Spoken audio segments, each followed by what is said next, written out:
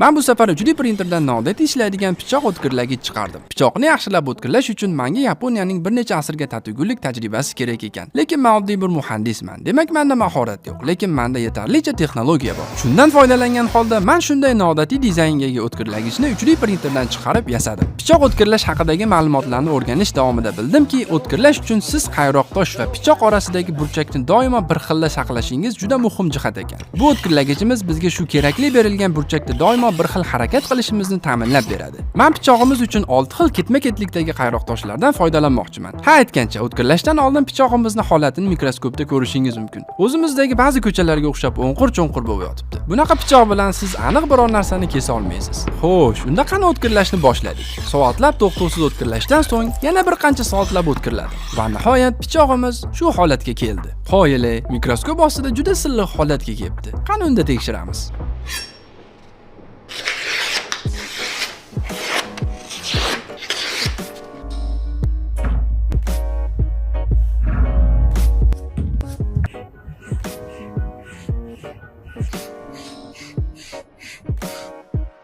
Bu yasagan matohimiz sizga yoqdi deb umid qilaman. Yana nimalarni yasashimizni izohlarda yozib qoldiring.